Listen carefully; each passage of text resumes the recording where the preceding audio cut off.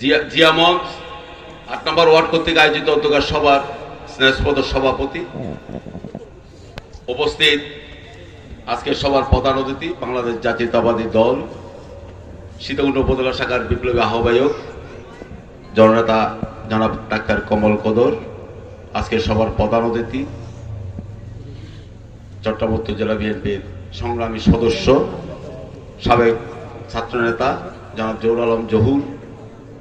উপস্থিত আজকের সভার বিশেষ অতিথি বাংলাদেশ জাতীয়তাবাদী দল ফারুককুন্ডি ইউনিয়ন শাখার বিপ্লবী সভাপতি সাবেক ছাত্রনেতা জহুর আলম আবুল কালাম আজাদ, উপস্থিত আজকের সভার বিশেষ অতিথি বাংলাদেশ জাতীয়তাবাদী যুবদল সীতাকুণ্ড উপজেলা শাখার বিপ্লবী সাবেক সাধারণ সম্পাদক বর্তমান সিনিয়র যুগ্ম আহ্বায়ক শাহাবুদ্দিন রাজু, চট্টগ্রাম উত্তর জেলা যুবদলের সহসভাপতি লোকমান রকিব, আমাদের তাহের মেম্বার বিএনপি নেতা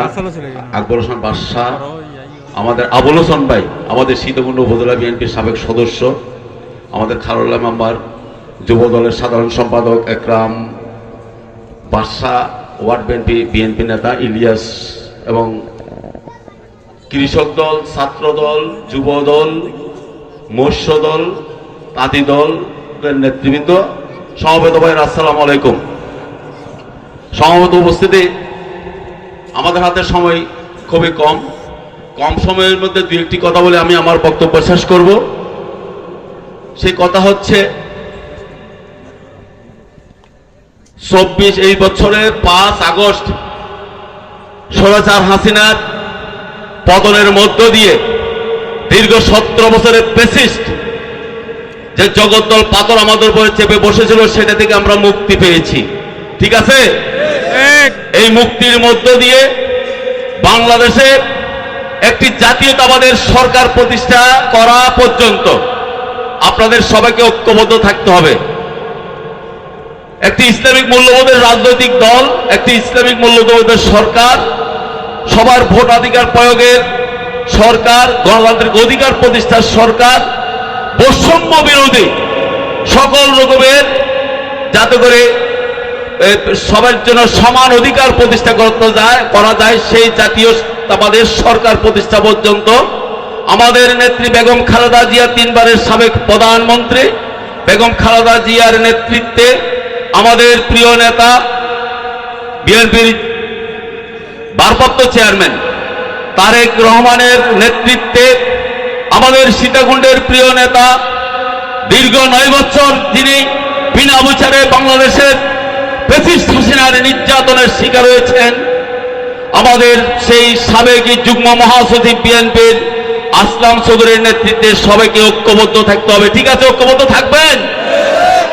এখানে একটি কথা আপনারা মনে রাখবেন, যেটি আমাদের আলোচক 2-1 বলেছেন, একটি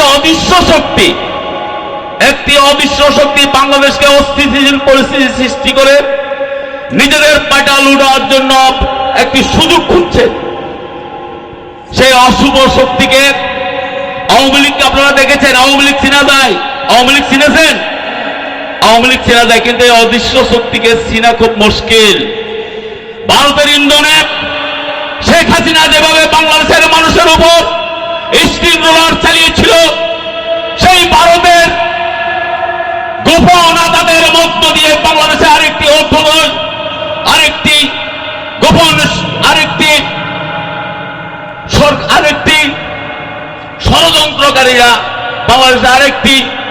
জগদ্দল পাথরের মতো বাংলাদেশের মানুষের উপরে চেপে বসার জন্য সুযোগ খুঁজছে। আমরা তাদেরকে জানিয়ে দিতে চাই, বাংলাদেশের মানুষ এখন বাংলাদেশের মানুষ সবকিছু বোঝে, বাংলাদেশের মানুষ নিজের ভালো বোঝে, দেশের ভালো বোঝে, বাংলাদেশের মানুষ অর্থনীতির কথা জানে, বাংলাদেশের মানুষ তার ভাগ্য পরিবর্তনের জন্য কখন কি করতে হবে সেই ঘটনা বাংলাদেশের মানুষ জানে। সুতরাং তাদের উদ্দেশ্য বলতে চাই, যারা ফ্যাসিস্ট হাসিনার বাহিনীর উপর ভর করে বাংলাদেশে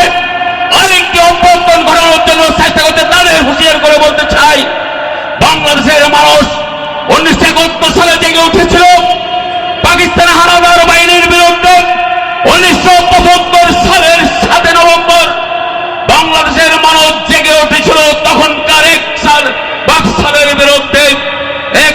ষড়যন্ত্রের বিরুদ্ধে বাংলাদেশের মানুষ জেগে উঠেছিল 90-এর স্বৈরাচারের সাদের বিরুদ্ধে বাংলাদেশের মানুষ জেগে উঠেছিল এই 24 আগস্ট 24 সালের 5 আগস্ট কোনদিন বাংলাদেশের মানুষ স্বৈরাচার ফ্যাসিস্ট বাকশালকে কখনো গ্রহণ করেনি, আগামী দিনেও গ্রহণ করবে না। ততক্ষণ পর্যন্ত আপনাদেরকে ধৈর্য ধারণ করে জাতীয়তাবাদের সরকার বিএনপি সরকার প্রতিষ্ঠা হওয়া পর্যন্ত আপনাদেরকে